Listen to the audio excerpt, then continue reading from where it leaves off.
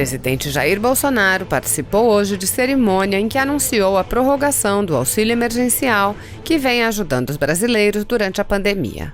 Em seu discurso, Bolsonaro agradeceu aos ministros que viabilizaram o pagamento do auxílio, assim como ao Congresso. Bolsonaro também convidou os presidentes das casas legislativas, Rodrigo Maia e Davi Alcolumbre, a acompanhá-lo em uma de suas viagens para verem como vive o povo. Bolsonaro explicou que visita populares, não desafiando quem quer que seja, mas mostrando ao povo que tem um presidente que quer estar ao seu lado. Assista.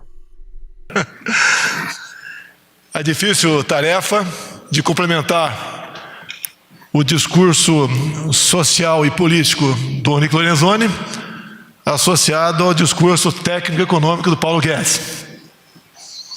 Estou muito feliz com essa equipe que eu tenho de ministros. Obrigado a vocês, bem como aos demais 21 ministros. Prezado Davi Alcolumbre, presidente do Senado, prezado Rodrigo Maia, presidente da Câmara, é uma satisfação tê-los aqui. É um sinal que juntos nós podemos fazer muito pela nossa pátria.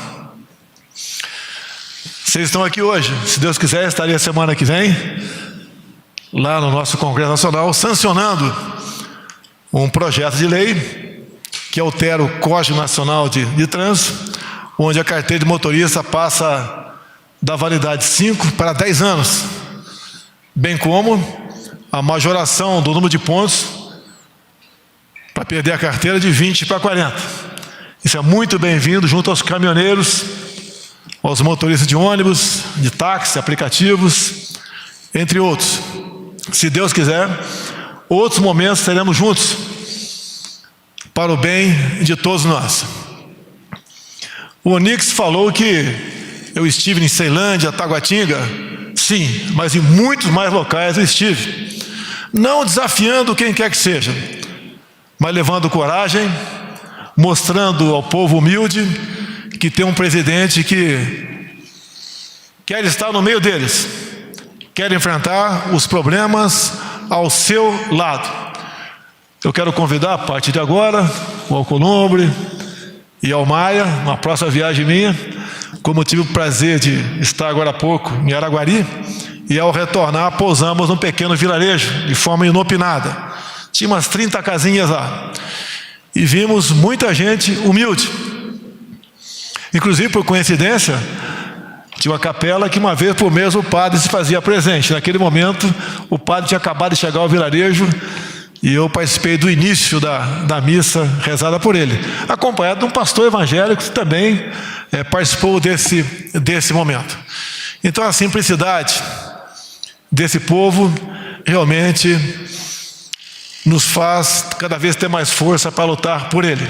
E ali conversando, Rodrigo Alcolumbre, com aqueles humildes, pelo menos metade de Paulo Guedes, prezado Pedro Guimarães, receberam esse auxílio emergencial de R$600, completando agora o terceiro mês. A satisfação deles, a gratidão, é um dinheiro que não é meu, é um dinheiro que é de todos nós brasileiros que pagamos impostos. Isso só foi possível graças à sensibilidade de nosso ministro, tendo à frente Paulo Guedes, bem como do Parlamento brasileiro, que votou de forma rápida essa questão, porque eles tinham pressa. Não foram apenas os 38 milhões de invisíveis ou de informais, quase outro tanto de outras categorias, entre elas o pessoal que recebia em média R$200 do Bolsa Família, foram beneficiados. Obviamente isso tudo não é apenas para deixar a economia funcionando, viva, mas também para dar o sustento a essas pessoas. Nós aqui que estamos presentes sabemos que R$600 é muito pouco, mas para quem não tem nada, isso é muito.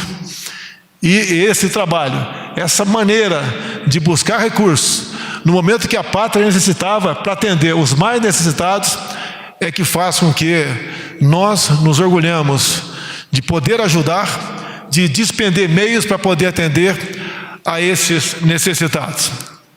E essa prorrogação agora, em boa hora, via decreto, mas se fosse via projeto de lei, teria também a velocidade necessária da Câmara e do Senado brasileiro.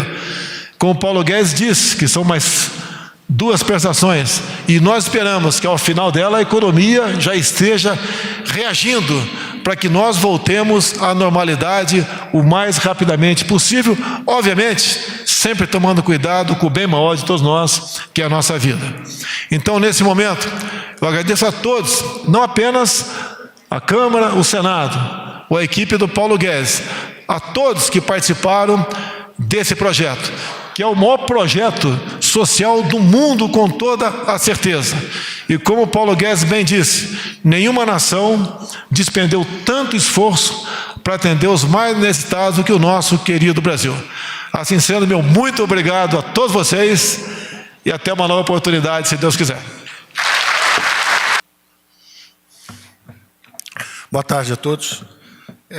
Um agradecimento ao presidente, que, quando disse que nenhum brasileiro podia ficar para trás, especificamente mencionou todos esses brasileiros invisíveis que nós fomos buscar. Então, tanto o presidente quanto a primeira-dama sempre com um coração grande e querendo ajudar os menos favorecidos.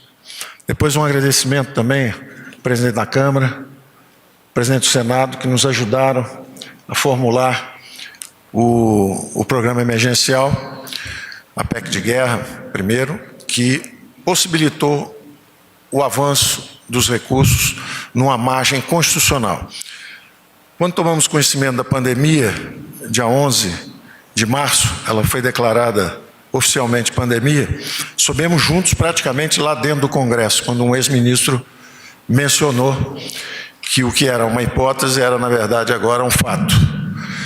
E imediatamente saímos do próprio Congresso naquela noite com 5 bilhões para começar o combate. O próprio Congresso entendeu que um dinheiro que estava objeto de uma disputa política deveria ser já canalizado através do Ministério da Saúde para o combate à pandemia. 2 semanas depois, liberamos 200 bilhões de reais de compulsório, mais 100 bilhões de linhas na Caixa Econômica Federal, 50 bilhões no BNDES, perfazendo 350 bilhões, antecipamos benefícios de aposentados e pensionistas, postergamos pagamento de simples, postergamos recolhimento de FGTS e tínhamos atingido praticamente R$500 bilhão em 3, 4 semanas. Quando o Supremo nos deu, um ministro, numa liminar, nos deu um sinal de avanço e depois fomos cobertos juridicamente e entramos no espaço constitucional, graças à PEC de guerra, com o presidente Rodrigo Maia e depois chancelada também no Senado pelo senador Alcolumbre. E avançamos mais R$500 bilhão, já passamos de R$1 trilhão. Somos o país emergente que gastou a média, o dobro da média dos outros emergentes e 10% acima da média dos avançados. Portanto, demais ministros, vice-presidente Mourão, todos os brasileiros devem saber que nós realmente não podemos ser acusados de omissão, de ficarmos para trás, de não termos nos envolvido no combate. E essas linhas de ataque ao coronavírus envolveram várias iniciativas. A primeira e mais importante do ponto de vista de proteção dos mais frágeis foi exatamente esse auxílio emergencial que nós estamos prorrogando nesse momento. Nós entramos no primeiro momento na Câmara, não podíamos dar mais a alguém que tivesse aqui no Sudeste perdido o emprego do que ganhava quem tivesse no Bolsa Família. Então demos igual, sabendo que, com muita sabedoria, a Câmara ia começar a subir. E subiu, foi até 500, quando então o próprio líder do governo ligou para o presidente, me perguntaram se dava para ir para 600, porque o presidente queria avançar mais ainda. E nós dissemos sim, graças à PEC, que permite que isso saia do teto de gastos e que seja algo emergencial. Então, esse ano nós realmente avançamos com esses mais 150 bilhões para ajudar os desfavorecidos, os invisíveis. Descobrimos 38 milhões de invisíveis, brasileiros que nunca pediram ajuda ao Estado e estão andando por aí, seja a faxineira, seja o jovem que serve refrigerante ou vende refrigerante na rua, ou a garrafa de água mineral, nos sinais de trânsito aqui tem gente vendendo bala, né? São pessoas que nunca precisaram do Estado, lutam diariamente para a sua própria sobrevivência e não estavam cobertos por nenhum programa social. Então, chegamos a 60 milhões de brasileiros, quando somos 20 e poucos milhões do Bolsa Família, com esses quase 40 milhões de invisíveis que descobrimos. Entre esses invisíveis deve ter 8 a 10 milhões de realmente desfavorecidos, e os outros 30, dos 38 milhões, são lutadores, são autoempregados, são empregados trabalhadores por conta própria. E nós vamos lembrar dele já quando sairmos nos próximos 2, 3 meses com mais medidas de apoio para a geração de empregos. Já estamos conversando isso com o nosso presidente e estamos desenhando os planos de saída da crise. Mas o importante é que, além desses 150 bilhões que foram diretamente para o bolso do povo brasileiro, vieram mais 150 bilhões através de estados e municípios, num acordo que fizemos também com a Câmara e com o Senado. E esses recursos foram transferidos. Num primeiro momento, 8 bilhões transferidos fundo a fundo, quer dizer, do Fundo Nacional de Saúde diretamente para estados e municípios, depois mais 2 bilhões para o Sistema Único de Assistência Social, depois mais 16 bilhões do Fundo de Participação de Estados e Municípios, quer dizer, recursos que, apesar da nossa receita ter desabado, nós mantivemos o nível de transferência de recursos para estados e municípios. E assim por diante, rolagem de dívida, de juros e principal, que venciam com bancos públicos, com a União. Quer dizer, todo o apoio que nós podíamos dar, sem comprometer a criação de uma nova Lei Candir, pela qual nós nos obrigássemos a pagar. E se a pandemia durasse 1 ano, 2 anos, 3 anos? Se o Brasil caísse em L e ficasse numa profunda depressão, a União não poderia se responsabilizar pela queda do ICMS e do ISS, 5 mil municípios, mais 26 estados e o Distrito Federal. Teria sido uma irresponsabilidade financeira nossa e teria sido também um incentivo perverso. Então, nós conseguimos o acordo com a Câmara e com o Senado justamente para fazer esse outro programa que chegou a 150 bilhões para estados e municípios. Então, 500 infraconstitucionais, mais 300 bilhões já no espaço constitucional, 800. Um programa de 51 bilhões, que foi o programa do nosso secretário Bianco, que é a preservação de emprego. Foi citado aqui, um programa extraordinariamente bem sucedido e relativamente barato, dentro dessa chuva de recursos que foi a necessidade de enfrentar o coronavírus. Um programa pelo qual, se você mantém um emprego, renegocia o salário, a União entra e suplementa uma parte dessa redução salarial. Com isso, nós preservamos 10 milhões de empregos no momento em que, nos Estados Unidos, um país mais avançado e mais rico, 30 milhões de empregos foram destruídos. 30 milhões de pessoas foram demitidas lá, enquanto aqui nós preservamos 10 milhões e o desemprego aberto no setor formal foi de pouco mais de 1 milhão. Então, foi um programa extraordinariamente bem sucedido. Lançamos também as linhas de crédito para pagamento de capital de giro de empresas que mantivessem o emprego. A necessidade de capital de giro triplicou, quadruplicou nesse período, porque interromperam-se os pagamentos. Então, por mais que surgisse, por mais que os programas expandissem crédito, há ainda até hoje uma insatisfação e um senso de desempenho insatisfatório da nossa parte também. Nós não estamos satisfeitos ao ouvir que o dinheiro não chegou na ponta ainda. Então, nós seguimos criando programas de crédito adicionais. Lançamos um programa em que a Receita Federal, pela primeira vez, chamou 3 milhões e 200 mil brasileiros, empresários simples, que pagam um imposto simples. A Receita está dizendo, passe no banco de sua preferência, como você sempre foi um bom pagador de impostos, não se deixe abater, pegue 30% do seu faturamento médio mensal, porque nós vamos financiar durante a crise. Então, esse programa acaba de sair, está sendo bem sucedido, está indo muito bem, o dinheiro está começando a chegar na ponta.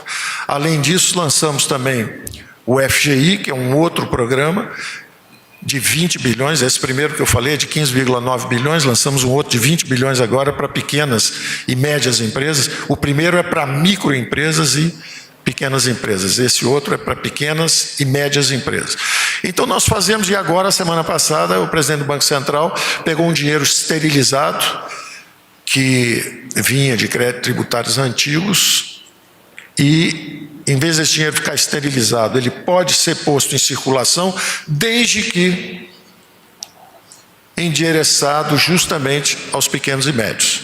Então, ou o dinheiro fica esterilizado sem retorno para o banco, ou ele pode pegar aquilo desde que ele coloque nas pequenas e médias. São mais 100 bilhões potencialmente que vem por aí. Então nós estamos fazendo o que é possível. Evidente que nós saímos do trilho. Nós estávamos no trilho das reformas, começando a decolar em janeiro, fevereiro. As arrecadações estavam 20% acima do previsto, e o previsto tinha um crescimento de 2,4%. Então nós estávamos bem acima disso no primeiro bimestre, quando fomos atingidos. Mas nós não desanimamos ou desistimos, isso só nos revigora. O espírito de luta e determinação do presidente nos inspira, e quando acuados nós avançamos. Nós avançamos quando veio essa primeira onda da saúde, e nós vamos avançar com a segunda onda, que é da economia também. Vamos furar as duas ondas, vamos sair do lado de lá. Somos uma nação resiliente, temos a fraternidade, estendemos o braço dos recursos públicos em todas as direções.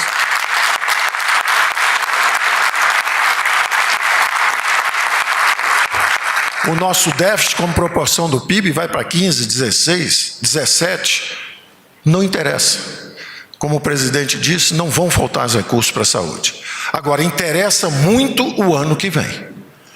Esse ano foi um ano de despesas extraordinárias. Não há problema. Os mercados compreendem quando há um momento extraordinário e você tem que fazer coisas extraordinárias. Então, o fato de você gastar muito esse ano não quer dizer que nós saímos do nosso trilho. Quer dizer apenas que nós fomos derrubados, estamos tontos, estamos no meio do tiroteio, da fumaça, mas temos a bússola na mão, vamos nos levantar e vamos voltar para o curso. Então, as medidas principais que nós tínhamos que tomar do ponto de vista de defesa das finanças de um Estado que gastava muito e gastava mal, nós avançamos em boa medida. A reforma da Previdência, eram 750 bilhões e crescendo 50, 60 bilhões todo ano, era a primeira torre desse inimigo a ser derrubada. Esse inimigo é o descontrole dos gastos públicos. Nós derrubamos a primeira torre. A segunda eram os gastos com juros, o paraíso dos rentistas. Acabou esse paraíso. 80 bilhões de dólares deixaram o país, porque para ganhar 2,2% ao ano, correndo o risco do dólar subir um pouquinho e você perder, já vão tarde. Não é o capital especulativo que nos serve.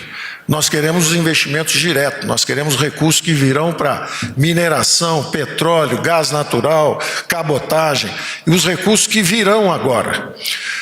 O Brasil vai surpreender ao mundo. Esses 2 ou 3 meses, o Congresso está funcionando. O presidente da Câmara, o presidente do Senado estão trabalhando de manhã, de tarde e de noite. Quero agradecer a aprovação do saneamento. Era um projeto que estava andando também há muito tempo. 100 milhões de brasileiros estavam sem esgoto, estão sem esgoto. 35 milhões de brasileiros sem águas para lavar as mãos. Poderiam estar enfrentando melhor também a pandemia se tivessem os recursos. Então, a aprovação, agradecendo novamente ao senador Davi, ao senador Tasso Gereissati, que estava com isso lá, 1 ano atrás começamos a trabalhar juntos. O Gerson Kelma, que veio e desatou o nó da bacia hidrográfica, porque às vezes o capital privado quer ajudar uma cidade, mas não quer uma pequena cidade que dá prejuízo logo ao lado. Então, com a solução de bacia hidrográfica, você tem que se responsabilizar por toda a região. E com essa solução nós conseguimos avançar mais ainda. Isso foi um esforço também da nossa equipe, da equipe do Senado. Então, nós estamos avançando, nós sentimos que é um Congresso reformista, o presidente nos dá o apoio para avançar, tem a determinação, o Congresso está nos ajudando. O Supremo definiu naquele problema de venda de subsidiárias e matrizes das empresas, agora o território está definido. Então, os próximos 2, 3 meses são de uma coluna de social, que nós saudamos exatamente nesse momento, estendendo essa camada de fraternidade por mais oficialmente 2 meses de R$600, isso é o que a lei permite, mas se nós tivermos, inclusive, percepção quanto à possível duração um pouco mais extensa ou não dessa crise, nós podemos perfeitamente pegar os 2 pagamentos de 600, mas fasear de uma forma que você cubra 3 meses. É mais inteligente. E atendamos, portanto, estávamos em 600, podemos fazer um pagamento de 500 no início do mês, 100 no final do mês, com logo 300 logo depois, ou seja, fica uma prestação de 500, outra de 400 logo depois e outra no fim do mês de 300. Você acaba cobrindo 3 meses com 500, 400, 300. Esse era o desejo do presidente, o pensamento que o presidente teve. Ficamos com poucos recursos, mas temos que estender isso ao máximo, cobrir o máximo de período. Cobrir o máximo. Se tivéssemos com R$200, podíamos cobrir um ano. Com 600 é o triplo do benefício, com o triplo da base. Porque nós entramos nisso pensando aí em 20 milhões de invisíveis, 30 milhões de invisíveis, e acabamos passando de 20 e poucos, que era o público do Bolsa Família. Quando estendemos ao Bolsa Família, nós fomos para 64 milhões de brasileiros. Então são 3 vezes mais brasileiros com 3 vezes mais recursos. Então isso pressionou brutalmente o nosso orçamento. Mesmo assim, nós seguimos em frente e vamos estender. E o presidente pensando numa aterrissagem inteligente. 500, estamos em 600, 500, 400, 300 e aterrissamos então no Renda Brasil. O Bolsa Família foi uma fusão de 3 ou 4 programas. Tinha o Bolsa Escola, tinha 2 ou 3 programas sociais que foram focalizados nos mais pobres e aprofundados. Ora, podemos fazer o mesmo, vamos focalizar 2 ou 3 programas e criar a renda de cidadania, o Renda Brasil, acima desse nível que está aí. E, ao mesmo tempo, vamos criar o verde e amarelo. O verde e amarelo são esses 30 milhões de brasileiros que estão por aí rodando, que só querem o direito de trabalhar sem serem impedidos pelo governo. Porque quando você coloca muitos impostos sobre folha de pagamentos, o que acontece é o desemprego em massa. Então, nós estamos fazendo, na verdade, é criar um universo onde nós vamos dignificar o trabalho, criar uma rampa de ascensão social. Qualquer brasileiro que cair, recebe o Renda Brasil. Mas ele tem o direito de se levantar e começar a trabalhar a qualquer salário que ele consiga e até chegar de novo à CLT. Hoje tem a CLT, que é o céu para alguns, mas com muito desemprego, e tem esse inferno do anonimato. Então, nós estamos pensando em imposto de renda negativo, estamos pensando em crédito para microempreendedores, nós estamos pensando numa série de coisas que certamente trabalharemos junto com a Câmara e com o Senado. Já estamos conversando com o presidente da República, ele analisa, ele fala, isso aqui sim, isso aqui não, isso aqui sim. Estamos analisando isso nos espera 2, 3 meses à frente. O que fazemos enquanto isso, nesses próximos 2, 3 meses? Além dessa coluna social que nós estamos construindo, emprego e renda, emprego e renda. Então vem aí justamente esse verde e amarelo para gerar milhões de empregos e vem aí o trabalho do Congresso, que começou com saneamento e nós esperamos que siga destravando todas as fronteiras de investimento do Brasil. Nós vamos surpreender o mundo. Nós estamos, enquanto acham que nós estamos aqui só em casa, nós estamos em casa, o Congresso, digo nós, é o Congresso, o presidente, estamos trabalhando para destravar essas fronteiras de investimento.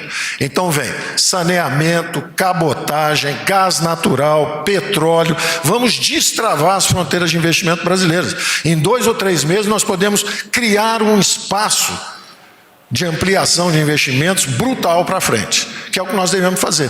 Vamos aproveitar esses 2, 3 meses e transformar o ambiente regulatório brasileiro. Eu tenho certeza que a nossa saída da crise vai ser muito mais rápida se tiver desbloqueado esse horizonte de investimentos. Então essa tem sido nossas conversas com o presidente, com o Senado, com a Câmara de Deputados. Vários projetos estão lá, alguns estão chegando ainda, e vamos retomar assim que depois desse período que agora é uma questão que foi delegada pelo Supremo Tribunal a prefeitos e governadores, o presidente deu o alerta lá atrás, olha, a segunda onda pode ser muito grande, depende do nosso comportamento. Então, agora prefeitos e governadores é que estão com a responsabilidade de dizer quando é que é a volta segura ao trabalho, mas enquanto isso está sendo elaborado, nós temos que ir melhorando o ambiente de negócio para destravar a fronteira de investimentos.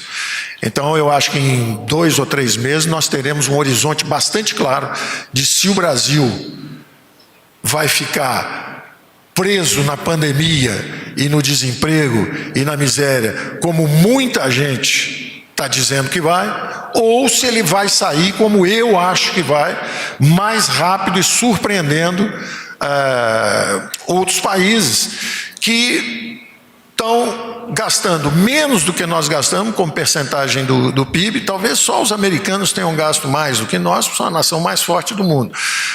Então nós nos esforçamos bastante, mas o mais importante é que nós temos o compromisso de no ano que vem,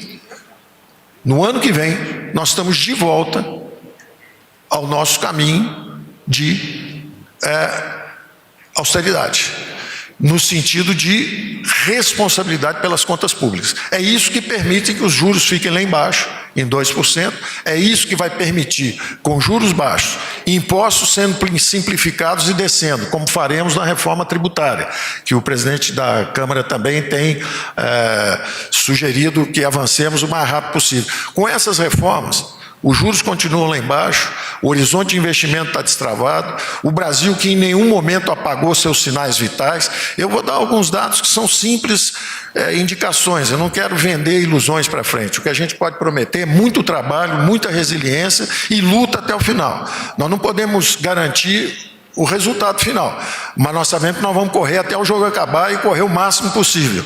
E achamos que vamos ganhar, porque os dados que começam a surgir agora são de que o fundo do poço foi em abril, o fundo do poço econômico. O secretário da Receita me dizia que as notas fiscais eletrônicas entre empresas estão, esse mês de junho, acima de junho do ano passado, o que é absolutamente surpreendente para nós. Eu fico até com medo, porque a última vez que ele me falou isso foi quando acabou o bimestre, e ele falou, olha, nós estamos 20% acima. Eu celebrei e logo depois chegou o meteoro. Então, quando ele chegou ontem, ele falou, está indo muito bem. Eu falei, não fala mais nada não, deixa, vamos esperar, porque eu fico com medo de ser boa demais a notícia. Da mesma forma, me dizia o ministro Bento que o consumo de energia está só 4% abaixo do mesmo mês do ano passado, certo, ministro?